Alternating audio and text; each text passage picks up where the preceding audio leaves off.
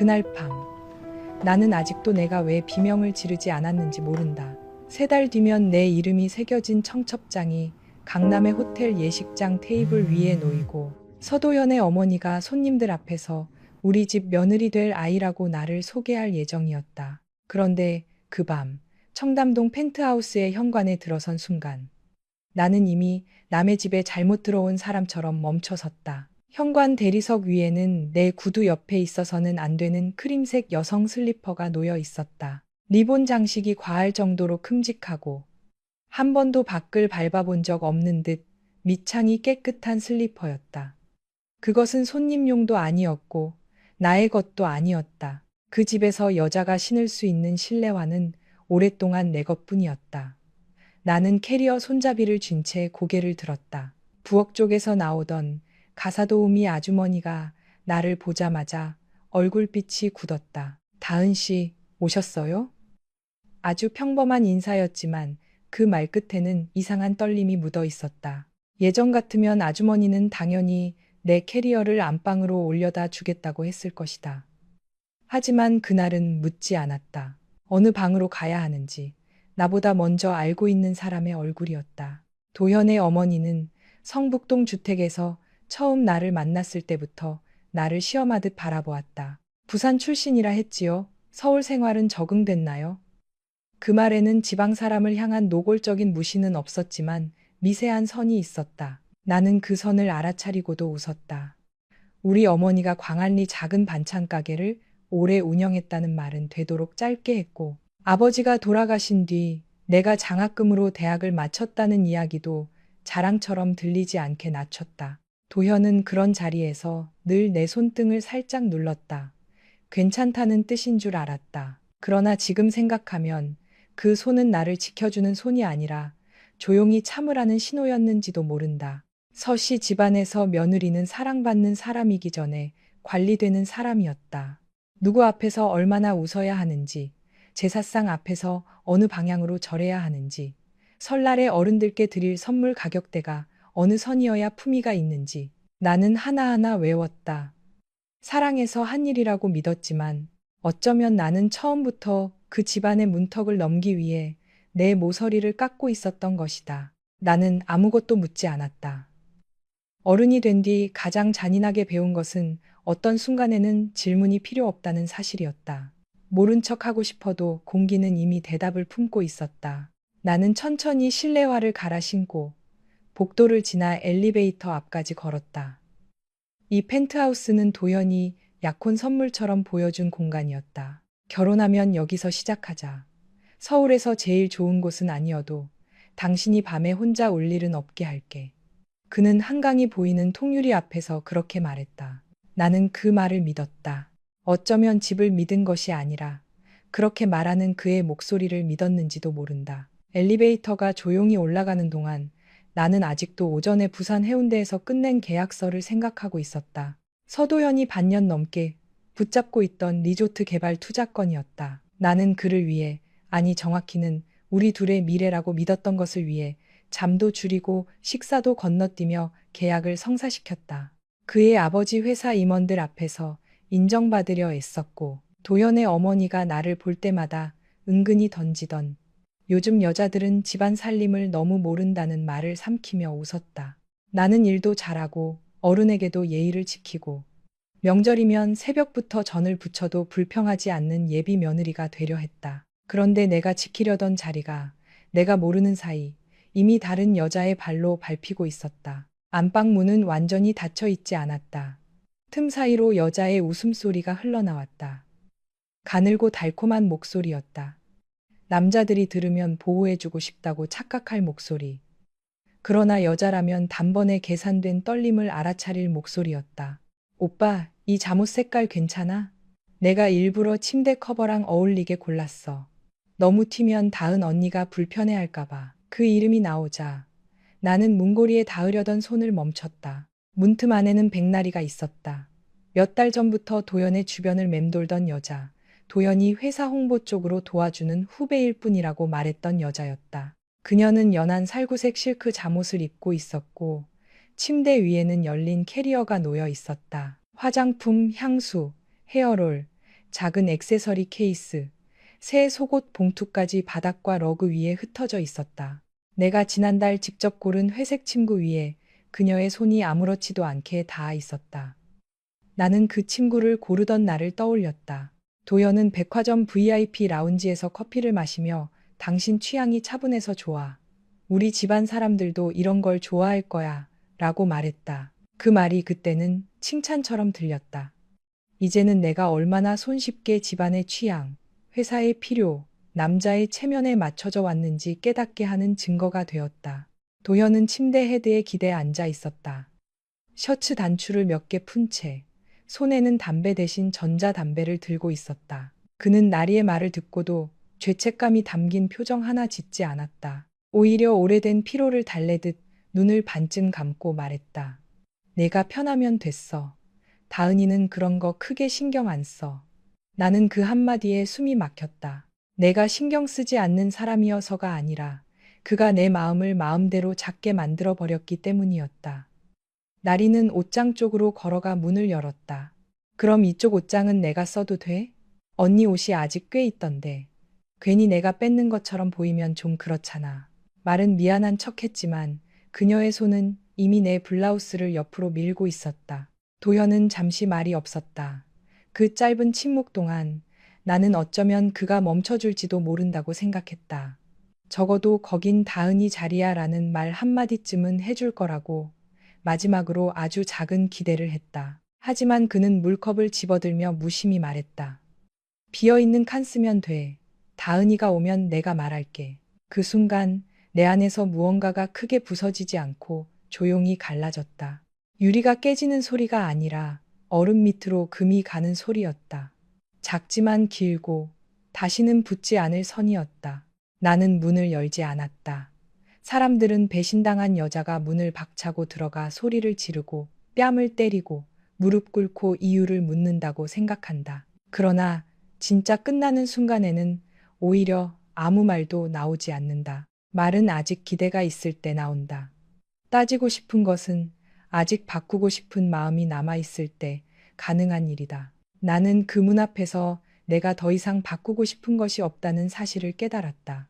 도현을 설득하고 싶지 않았다. 나리를 쫓아내고 싶지도 않았다.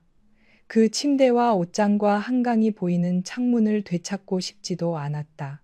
그 모든 것을 되찾아봐야 이미 더럽혀진 신뢰는 돌아오지 않는다는 것을 너무 선명하게 알았다. 나는 캐리어를 조용히 돌려 엘리베이터 쪽으로 걸었다. 복도 끝 거울에 내가 비쳤다. 검은 정장 재킷, 부산 출장에서 막 돌아온 채 풀지 않은 머리, 지워지지 않은 립스틱, 피곤함을 감추기 위해 더 꼿꼿해진 어깨. 나는 그 거울 속 여자를 오래 바라보았다. 서도현의 약혼녀, 서씨 집안의 예비 며느리, 명절마다 어른들 숟가락 놓는 순서를 틀리지 않으려 긴장하던 여자. 그리고 이제 그 모든 이름에서 빠져나오려는 여자. 아래층 거실로 내려오자 가사도우미 아주머니가 여전히 서 있었다. 그녀는 내 눈치를 보며 조심스럽게 물었다. 캐리어는 안방으로 올릴까요? 질문은 끝까지 이어지지 못했다. 나는 짧게 고개를 저었다. 작은 방에 두세요. 아니요, 됐어요. 제가 둘게요. 아주머니는 입술을 달싹이다가 결국 아무 말도 하지 않았다. 그 침묵이 오히려 고마웠다. 누군가 내 상처를 확인하려 들지 않는 것이 그 순간에는 예의였다. 나는 손님방 문을 열고 캐리어를 밀어 넣었다. 그 방은 평소 거의 쓰지 않는 공간이라 공기가 조금 차고 건조했다. 나는 한때 이 집의 모든 동선을 외웠다. 도연이 아침마다 어떤 컵에 커피를 마시는지, 그의 아버지가 오시면 거실 조명을 어느 정도 밝기로 낮춰야 하는지, 어머니가 싫어하는 향초가 무엇인지, 손님이 올 때 한식 디저트는 인사동의 어느 다과점에서 사야 가장 무난한지까지 알고 있었다. 작년 추석 전날에는 새벽 시장에서 산 재료로 갈비찜을 준비했고 도연의 어머니가 간이 조금 세네요라고 한마디 했을 때도 웃었다. 도연은 식탁 아래에서 내 무릎을 툭 건드리고는 나중에 엄마가 원래 그래. 네가 이해해라고 말했다. 나는 그 말을 사랑의 부탁으로 받아들였다. 이제야 알았다. 그는 언제나 내가 이해하기를 바랐고 자신이 바뀌어야 한다고는 생각하지 않았다. 작은 침대에 앉자 드디어 손바닥이 아프다는 것을 느꼈다. 캐리어 손잡이를 너무 세게 쥐어 손가락 관절이 하얗게 질려 있었다. 나는 휴대전화를 꺼냈다. 화면에는 도현과 나리가 같은 호텔 로비에 서 있던 사진. 나리가 올렸다가 지운 인스타그램 스토리 캡처. 도현이 대전 출장이라고 했던 날 실제로는 압구정의 레지던스에 머물렀다는 결제네요. 그리고 그의 비서 오창규가 몇 달 전 떨리는 목소리로 보내준 메시지들이 저장되어 있었다. 나리의 존재를 처음 의심한 것은 한남동 와인바에서였다. 도현은 투자자 미팅이라고 했지만 우연히 마주친 지인이 내게 조심스럽게 사진 하나를 보내왔다. 사진 속 도현은 나리와 나란히 앉아 있었고 테이블에는 계약서도 노트북도 없었다. 대신 케이크 한 조각과 꽃다발이 있었다. 그날 도현은 홍보팀 생일이라 잠깐 축하해 준 것뿐이라고 했다. 나는 믿고 싶어서 믿었다. 그 뒤에도 비슷한 일은 계속됐다. 압구정 로데오 거리의 편집숍 영수증, 새벽에 끊긴 전화, 내가 묻기 전에는 절대 설명하지 않는 일정. 나는 한 번도 몰아붙이지 않았다. 서씨 집안 여자가 될 사람답게 품위 있게 행동해야 한다는 말이 내 목을 조르고 있었기 때문이다. 세상은 배신한 남자보다 소란을 피운 여자를 더 쉽게 흉본다. 특히 그런 집안에서는 더 그랬다. 나는 그 불공평함을 잘 알았다. 그래서 더 오래 침묵했다. 나는 이미 알고 있었다. 다만 그동안은 모르는 척할 이유를 찾고 있었을 뿐이다. 결혼식까지 3달, 부모님에게 상처를 주고 싶지 않다는 핑계, 회사 프로젝트가 끝나지 않았다는 핑계, 도현이 한 번쯤은 제자리로 돌아올지 모른다는 핑계. 그러나 오늘 밤 그는 돌아올 자리를 스스로 없앴다. 그날 밤 내게 가장 먼저 떠오른 얼굴은 어머니였다. 어머니는 내가 도현과 약혼했다는 말을 했을 때 한참을 말이 없었다. 기뻐서가 아니라 걱정돼서였다. 너무 높은 집은 햇빛도 잘 들지만 바람도 세다. 어머니는 그렇게 말했다. 나는 웃으며 괜찮다고 했다. 도현은 다른 사람들과 다르다고. 그가 나를 존중한다고. 나는 그 집에 팔려가는 게 아니라 내가 선택해서 가는 거라고 말했다. 지금 생각하면 그 말들은 어머니를 안심시키기 위해서가 아니라 나 자신을 설득하기 위해 꺼낸 말이었다. 어머니는 결국 아무 말 없이 내 손을 잡고 네가 힘들 때 돌아올 곳은 항상 있다고만 했다. 나는 그때 왜 그런 말을 하냐며 서운해했지만 그 밤 작은 방 침대에 앉아보니 어머니가 이미 알고 있었던 것 같았다. 사랑하는 사람이 보는 것은 현재의 화려함이 아니라 그 화려함 뒤에서 딸이 얼마나 오래 버틸 수 있을지였다. 나는 다른 번호로 전화를 걸었다. 늦은 밤임에도 상대는 2번의 신호음이 가기도 전에 받았다. 그는 언제나 그랬다. 다급한 사람처럼 굴지 않았고 상대가 먼저 말할 때까지 조용히 기다렸다. 장현석 씨. 내가 이름을 부르자 수화기 너머에서 낮고 차분한 숨소리가 들렸다. 듣고 있습니다. 전에 말씀하셨던 제안, 아직 유효한가요? 잠깐의 침묵이 흘렀다. 장현석은 서도현과 같은 세계에 있으면서도 전혀 다른 방식으로 존재하는 사람이었다. 여의도 금융가와 성수동 신사옥 사이를 오가며 투자회사 제2원 홀딩스를 키워낸 남자, 말수는 적고 판단은 빠르며 필요 없는 소문을 만들지 않는 사람. 그는 오래전 한자선 행사에서 나를 보았고 그 뒤 몇 차례 일로 마주쳤다. 어느 날 그는 아주 건조하게 말했다. 정다은 씨가 언젠가 그 집안에서 나오고 싶어지면 나와 결혼하는 방법도 있습니다. 농담은 아닙니다. 장현석이 내게 그런 제안을 했던 날도 이상하게 선명했다. 여의도 콜레드 호텔의 자선 만찬이었고 나는 도연의 옆자리에 앉아 그의 어머니와 같은 테이블의 부인들에게 미소를 나눠야 했다. 누군가는 내 학벌을 물었고 누군가는 우리 집안이 부산에서 무슨 일을 하는지 물었다. 질문은 예의 바른 포장을 하고 있었지만 속뜻은 분명했다. 네가 이 자리에 어울릴 만큼 충분한 배경을 가졌느냐는 것. 그날 만찬이 끝난 뒤 로비에서 장현석이 내게 짧게 말했다. 정다은 씨는 너무 오래 참는 것 같습니다. 나는 무슨 뜻이냐고 물었고 그는 참는 사람은 결국 자신을 잃습니다라고 답했다. 그때는 무례하다고 생각했다. 하지만 그 말이 몇 달 동안 머릿속에 남았다. 그는 나를 위로하지 않았고 동정하지도 않았다. 다만 내가 외면하고 있던 사실을 정확히 찔렀다. 그래서 오늘 밤 내가 떠올린 사람이 그였는지도 모른다. 그때 나는 불쾌하지도 설레지도 않았다. 다만 그가 농담을 하지 않는 사람이라는 사실만 기억했다. 수화기 너머에서 그가 물었다. 지금 결정하면 되돌리기 어렵습니다. 알고 있습니까? 나는 창밖의 청담동 불빛을 바라보았다. 반짝이는 창문들, 비싼 차들이 드나드는 지하 주차장, 사람들이 부러워하던 주소. 그 모든 것이 갑자기 낯설었다. 압니다. 감정 때문입니까? 감정이 남아 있었다면 이런 전화를 못했겠죠. 이번에는 그가 조금 더 오래 침묵했다. 그리고 말했다. 내일 오전 종로구청 앞에서 보겠습니다. 필요한 서류는 제가 확인해 두겠습니다. 나는 네, 라고 대답하고 전화를 끊었다. 이상하게 눈물은 나오지 않았다. 그 대신 몸이 움직였다. 나는 손님방 문을 잠그고 캐리어를 열어 필요한 것만 골라 다시 정리했다. 주민등록증, 가족관계증명서 사본, 통장, 어머니가 결혼 전 꼭 간직하라며 준 작은 금목걸이, 내가 개인 명의로 사둔 마포구, 공덕동 오피스텔 계약서, 회사 관련 USB, 그리고 도연의 집에 더 이상 두면 안 되는 몇 가지 문서. 예전에 나는 사랑하면 모든 것을 공유해야 한다고 믿었다. 하지만 어머니는 늘 말했다. 사람을 믿지 말라는 뜻이 아니야. 네가 너를 지킬 수 있어야 남도 제대로 사랑할 수 있는 거야. 그 말이 이제야 이해되었다. 나는 옷장 깊숙한 곳에서 약혼 반지 케이스를 꺼냈다. 도연이 한강 세비섬에서 무릎을 꿇고 내밀었던 반지였다.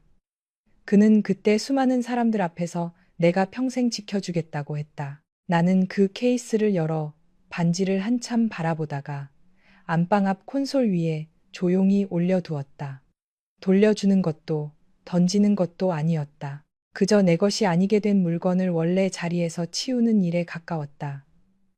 아래층으로 내려가며 나는 정원 쪽을 보았다. 테라스 가장자리에는 내가 직접 고른 산수유 화분과 흰 수국이 놓여 있었다. 다음 추석에는 양가 부모님을 모시고 여기서 식사하자고 도연이 말했었다. 나는 그 말을 믿고 어머니에게 어떤 갈비찜 양념이 서씨 집안 입맛에 맞을지 물어보기까지 했다. 이제 생각해보면 나는 사랑보다 인정받고 싶은 마음에 더 오래 매달렸던 것 같다. 새벽이 가까워질 때까지 나는 잠을 자지 않았다. 대신 집안의 소리를 들었다. 위층에서 문이 닫히는 소리, 물이 흐르는 소리, 나리가 웃음을 삼키는 소리, 도연이 낮게 무언가 말하는 소리. 이상하게도 그 소리들은 더 이상 나를 흔들지 못했다. 한번 마음이 떠난 뒤의 침묵은 무섭도록 단단했다. 나는 가끔 사랑이 사람을 부드럽게 만드는 것이 아니라 너무 오래 방치하면 사람을 작게 만든다는 생각을 했다. 도연을 만나기 전에 나는 협상 자리에서 쉽게 물러서지 않았고 틀린 것은 틀렸다고 말했다. 그런데 약혼 뒤에는 말하기 전에 먼저 계산했다. 이 말이 도연의 체면을 상하게 할까? 이 표정이 어머니에게 버릇없어 보일까? 이 거절이 회사의 계약에 영향을 줄까? 그렇게 하루하루 나를 접다 보니 어느새 내가 원래 어떤 모양이었는지도 흐릿해졌다. 그래서 그 밤의 배신은 이상하게도 끝이면서 동시에 나를 다시 펼치는 시작처럼 느껴졌다. 나는 휴대전화에서 도연의 사진을 하나씩 지웠다. 제주도 여행, 성북동 부모님 댁 앞에서 찍은 사진, 서씨 집안 제사 때 내가 한복을 입고 어색하게 웃고 있던 사진, 예식장 시식날 그가 내 어깨에 손을 올린 사진. 지우면서도 손이 떨리지 않았다. 마지막으로 청첩장 시안을 열었다. 서도현, 정다은 두 사람이 서로의 가장 든든한 가족이 되려 합니다. 그 문장이 화면에 떠 있는 동안 나는 처음으로 낮게 웃었다. 가족이라는 말은 혈연이나 법보다 먼저 마음으로 지켜야 하는 것이었다. 그는 나를 가족으로 대하지 않았다. 그는 나를 자리로 대했다. 필요할 때는 옆에 세우고 불편할 때는 밀어내도 된다고 여기는 자리. 나는 그 자리에서 내려오기로 했다. 아침이 되자 나는 붉은 빛이 도는 와인색 원피스를 입었다. 평소 도연의 어머니가 너무 강해 보인다며 싫어하던 색이었다. 나는 일부러 그 옷을 골랐다. 더 이상 누구의 집안 분위기에 맞추고 싶지 않았다. 거울 앞에서 머리를 낮게 묶고 립스틱을 바르고 얼굴을 오래 들여다 보았다. 피곤했지만 무너지지는 않았다. 문을 열고 나오자 안방 쪽에서 백나리가 먼저 나왔다. 그녀는 도현의 흰 셔츠를 걸치고 있었다. 셔츠 밑단이 허벅지까지 내려왔고 맨발에는 어젯밤 현관에 놓인 그 크림색 슬리퍼가 신겨 있었다. 그녀는 나를 보자마자 놀란 척 눈을 크게 떴지만 입꼬리는 조금 올라가 있었다. 언니, 이렇게 일찍 나가세요. 어제 늦게 오신 것 같던데. 나는 그녀의 얼굴을 지나 안쪽을 보았다. 도현이 욕실에서 나오고 있었다. 그는 넥타이를 매다 말고 나를 보더니 눈썹을 찌푸렸다. 어디가? 예전 같으면 나는 그 말투에 서운함을 느꼈을 것이다. 왜 걱정이 아니라 추궁처럼 말하냐고 마음속으로 따졌을 것이다. 하지만 그날은 아무 감정도 잃지 않았다. 회사에서 급하게 대구 일정이 잡혔어. 며칠 비울 거야. 도현은 잠시 멈췄다. 갑자기